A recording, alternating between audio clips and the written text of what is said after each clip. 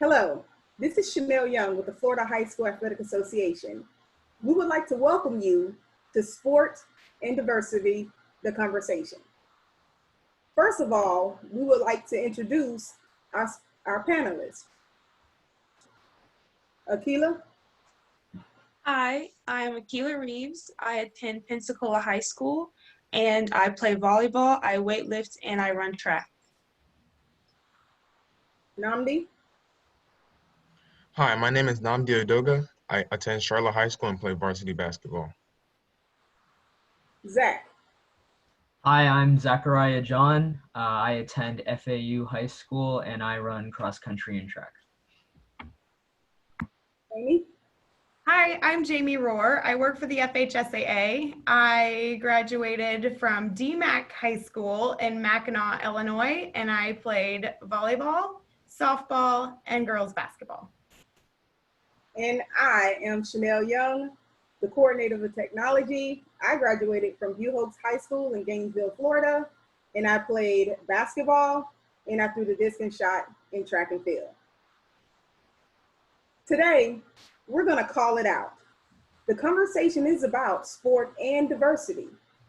So at this moment, we're going to turn it over to our panelists and let them share with you a moment that they had an interaction that wasn't equitable or had any equality. So Akelah, please share with us.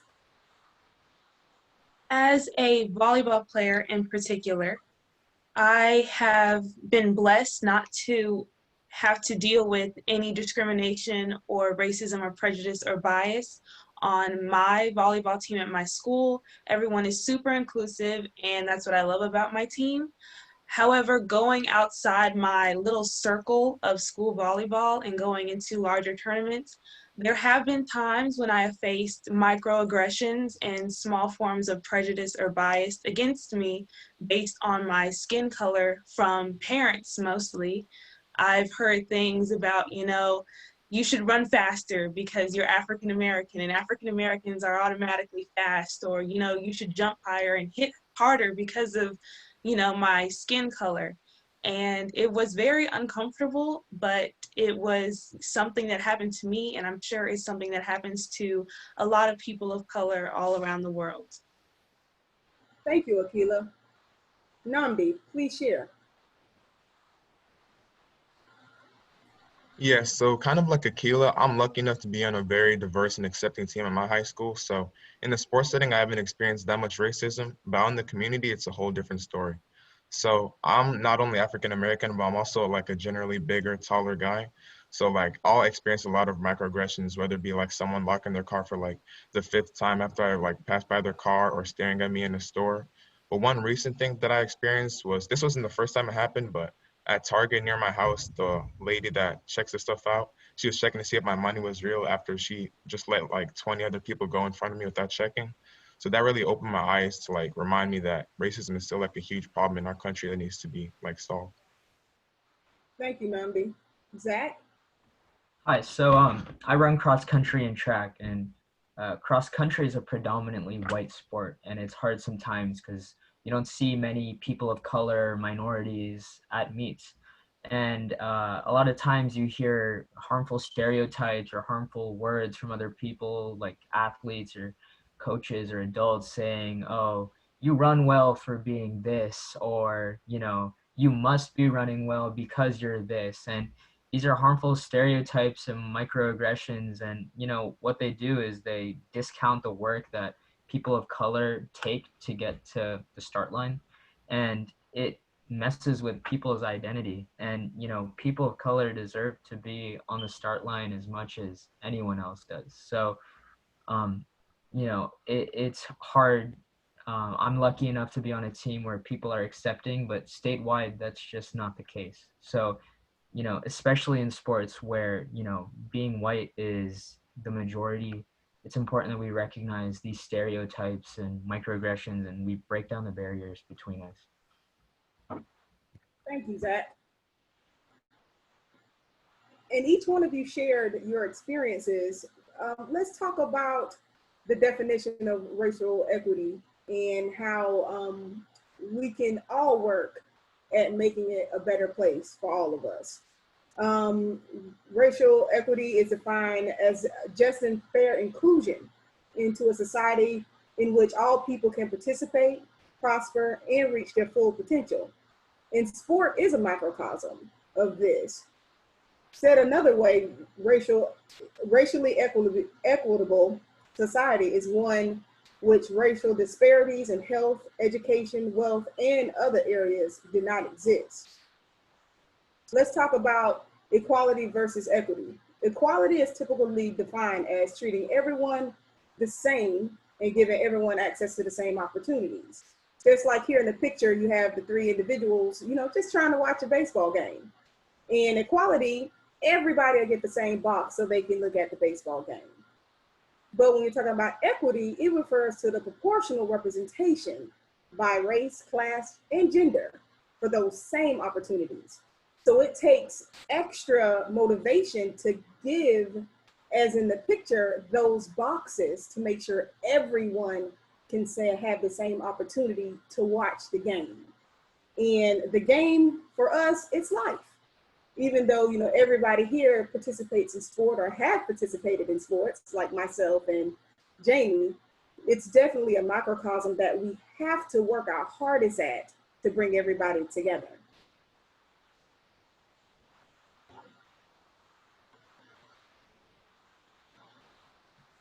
Sorry about that. Thanks, Shanell. Thanks for providing the differences in equality and equity. I know that for me personally, just seeing that graphic says a lot. I've never really thought about, honestly, I've never really thought about equality versus equity like I do now after just seeing that. So thank you for that. And thank you three for sharing your experiences. I appreciate that because it all gives us all those experiences and situations give us something to talk about. So without further ado, let's talk about it. I want the three of you to reflect now on the situations and experiences you all just shared. When reflecting on those situations and experiences obviously made the three of you feel a certain way and have certain thoughts in your mind when you were experiencing each one of those experiences. So with that being said, my question now is, how did you communicate your thoughts and feelings when you experienced each one of those situations? Akelah, we'll start with you again. Well, the situations that I face with microaggression have obviously made me feel uncomfortable. It's made me feel kind of awkward in those situations because most of the time people say things and they don't really mean for you to hear them, but when you do, it's kind of like, oh, it's a little awkward situation. And there have been times when I have been upset by it because I feel like, we're in 2020 and we should really be moving past this as a nation. But I've taken it to heart and learned that, I'm a leader on my team. It is my responsibility to educate my teammates, not only in the sport that we play, but just in general about the things that are going on in this world. So every time that I've faced a circumstance of prejudice, bias, or microaggressions, I've learned to turn it into something educational, sit down with my teammates and say, hey, I've experienced this. This is how it made me feel. This is why you don't want to say it to somebody else because it can make them feel this way, and that we should never judge somebody based on their skin color or their religious views or their sexuality or any of that. Thank you. Nnamdi? Yeah, so like Akelah said, facing racism, it makes you feel very uncomfortable. And it's like, why are you judging me based on external things that I have no control over? So I think that, as a society, we need to recognize that treating people based on things such as race, gender, even sexuality, stuff like that, that's just not acceptable. And like she said, this is 2020.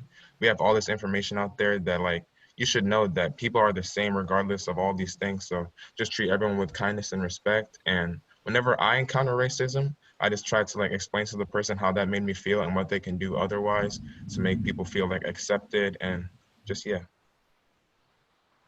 Okay. And Nnamdi, do you want to expand on like the situation where your money was checked, but nobody's money was checked before Mhm. you? Did you have any any interaction with that individual after she checked your money or he checked your money? Yeah, actually, after she checked my money, I asked her why she checked mine, but not anyone else's. And she was actually really shocked. She couldn't even give me like a clear and concise answer, which showed me that a lot of times people will do and say racist things just based off biases that they learned throughout the years. It's not like a conscious decision. They do it unconsciously, subconsciously. So that shows me like we need to educate people rather than just bash people when they make racist actions and really show them that that's not how they should behave. Right. I appreciate that. I appreciate you sharing what you specifically did because, you know, it wasn't any disrespect for her Mhm. with you asking the question, but clearly she probably didn't even know why she did it. And like you said, it was just a subconscious reaction from maybe seeing you in the line. And I think if we start calling these subconscious actions out, it will call more attention to them to where we think before we act. So very Yeah, I interesting. completely agree. Zach? Yeah. So whenever I'm caught up in a situation like we mentioned before, I like to just, breathe and step forward and say like, hey, hold on, like that's wrong what you just said, or that was because you have a stereotype, or this harmful. And it can be hard to have those conversations sometimes, and sometimes people can't really empathize with people of color, but they can listen and they can eventually understand. And as student leaders, on our teams, it's so important to go back and have these conversations so that we can set the example for everyone else. And the more that we expose like these problems, the more the team culture shifts, and we can start to see a difference in people's perspectives on these issues. I agree with that, Zach. Very, very bright statements that you just made. So yeah, you have to expose the issues before we can move past them. So anyway, sounds like you all have been able to certainly communicate your thoughts and feelings when you experience these issues, and maybe not even with the same person that is involved in the situation along with you, but you're using them as educational tools with whether it be your friends or classmates or teammates or whatever. So that's excellent. We certainly at this point in time and never before, and certainly moving forward, have never wanted to sweep anything under the rug. But when we go without communicating our thoughts and feelings, it is essentially sometimes, as good as sweeping it under the rug. So in order to move forward, we all need to be able to effectively communicate. And maybe there's folks in the audience right now that have a hard time communicating their feelings, or are concerned that if they did communicate their feelings that they would be thought of as disrespectful. But I'll share with you now just a few steps on how to effectively communicate those thoughts and feelings in order to move forward. So step one would be to reiterate or restate what you heard. So there's nothing wrong with that if you do it, respectfully and cautiously. But I don't think that anyone would be offended if you said, oh, you want to see my money again? Okay, no problem. So here it is. And then you contemplate what it is that they just restated and you just reiterated back to that person. And you think about it a little bit. Like, did I hear that right? Are they asking to see my money again? Or did they say that I should be able to run super fast because of my skin color? Is that what they really said? So contemplate it before reacting.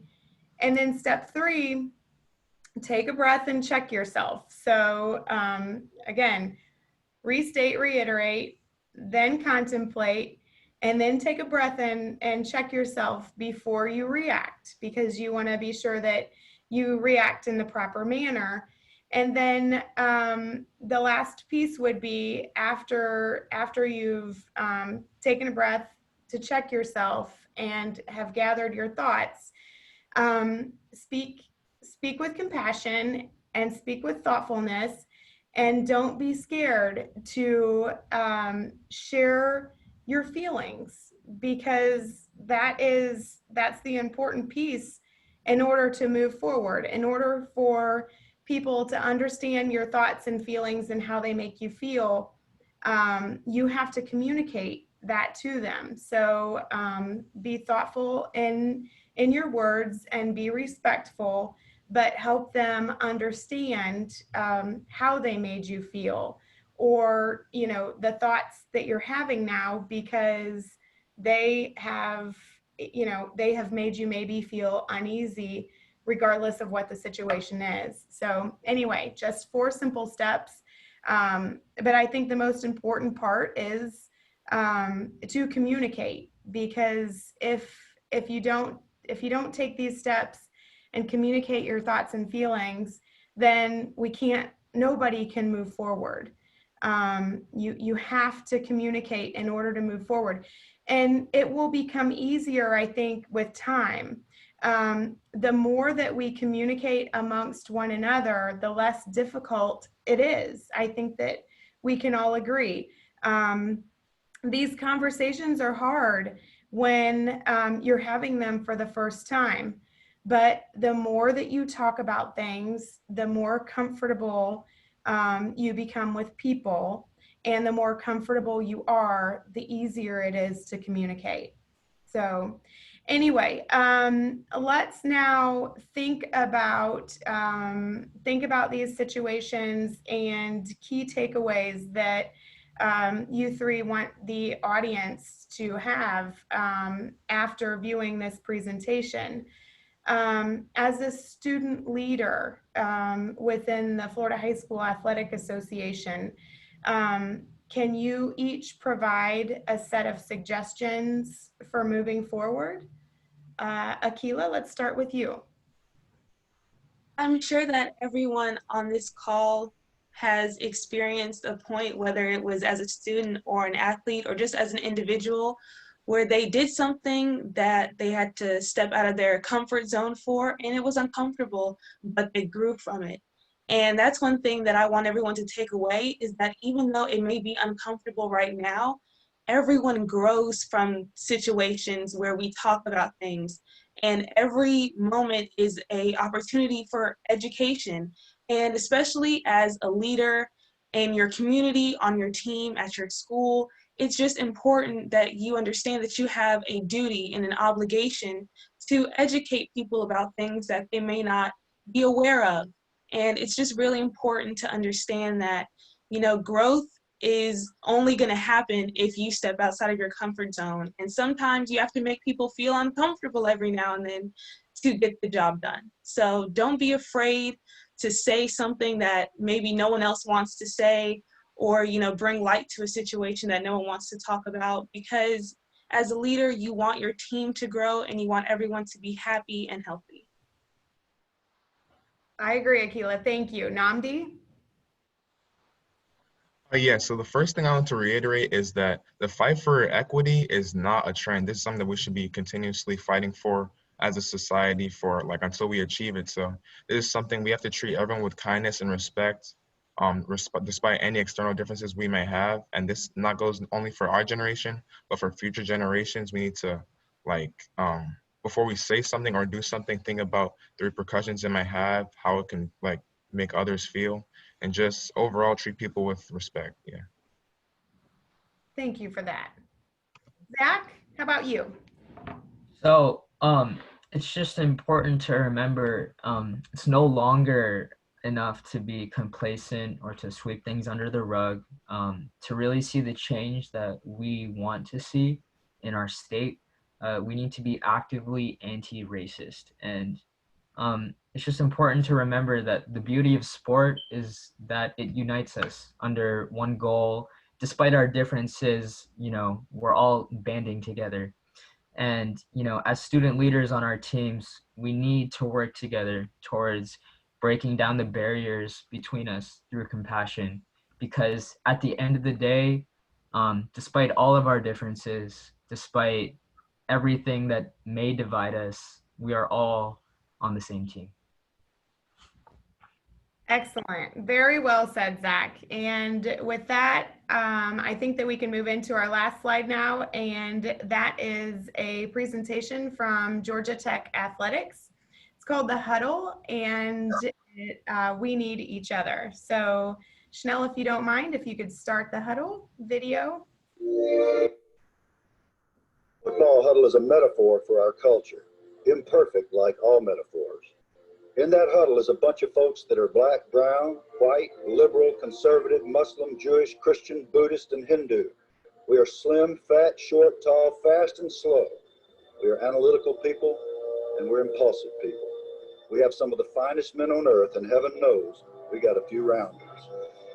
The men who earn a place in the huddle have experienced the miracle of team. The training camp experience is unbelievable. It is day after day, week after week, 2 a day, 3 a day practices in the heat, often in 14 pounds of equipment.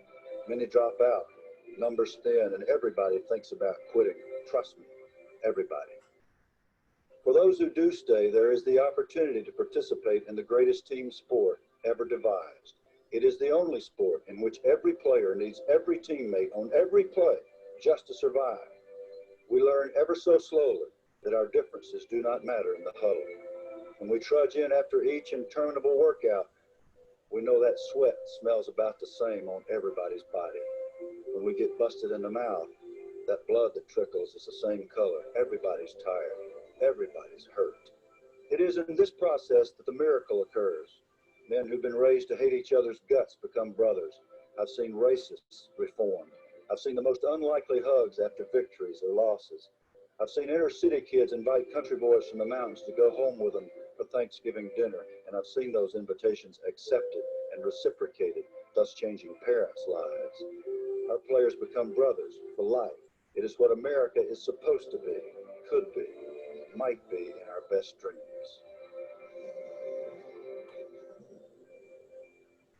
Thanks for sharing that, Shanell. So before we close, I just want to say that I hope that our audience has